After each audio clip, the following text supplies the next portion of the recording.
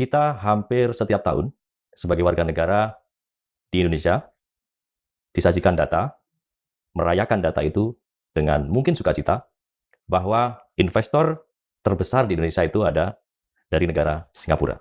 Oke. Dan disusul oleh China ya. Nah, yang menarik bagi kita penstudi ekonomi politik, dari sudut mana angka itu bisa hadir di ruang baca publik kita? Ya. Kita yang belajar ekonomi politik umumnya menjadi sadar bahwa ada instrumen yang sedang dimainkan oleh orang-orang yang sedang memainkan ruang-ruang bisnis itu melalui yang disebut sebagai round trip investment. Round trip investment. Iya. Oke. Bisa disederhanakan bahwa round trip investment itu adalah sejujurnya mungkin uang yang hadir di pasar modal itu sesungguhnya rupiah kita. Jadi oleh sekelompok orang super rich Indonesia, uang itu didapatkan dari operasi bisnis di Indonesia, kemudian disisihkan dan ditransfer kepada perusahaan cangkang di luar negeri atau shell companies di Singapura umumnya banyaknya. Dari sana kemudian dimanifestasikan modal itu dengan sedemikian rupa dan akhirnya dibawa pulang balik ke Indonesia dalam wujud investasi asing atau FDI, Foreign Direct Investment. Okay. Nah, dan itu berulang-ulang dari tahun ke tahun, mungkin para pelaku ekonomi, terutama ekonomi politik kita, menyadari hal itu. Namun, tidak banyak jumlahnya yang kemudian menganggap itu sebagai salah satu bentuk sebenarnya adalah eksploitasi. Dan di sini, negara justru hadir dengan berbagai macam bentuk regulasi yang memudahkan proses itu untuk terus berkembang hingga hari ini. Negara menjadi fasilitator? Ya, melalui regulasi yang dihasilkan oleh negara, oleh pemerintah di sini. Jadi dalam bahasa sederhananya, mereka ini berbisnis memanfaatkan sumber daya alam Indonesia. Betul. Kemudian setelah mereka besar untung, dibawa keluar. Betul. Kemudian di sana mereka bikin perusahaan, bikin bendera baru. Betul. Kemudian mereka masuk lagi dalam bentuk investasi itu. Iya. Itu apakah bisa dibilang kamuflase? Dalam bahasa sehari-hari bisa. Itu disebut sebagai kamuflase atau shadow business. Oke. Siapa saja pemainnya, Mas? Ini berdasarkan hasil yang kita baca ya.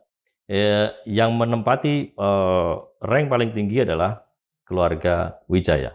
Sinarmas Group. Ya, itu yang rank paling tinggi di dalam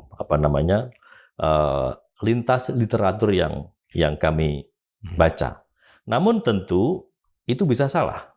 Kenapa bisa salah? Karena kita dalam tanda kutip sebagai pembaca, kita tidak punya akses langsung untuk melihat pergerakan kapital mereka. Misalnya kita tidak bisa melihat the real investment di dalam stock market ya.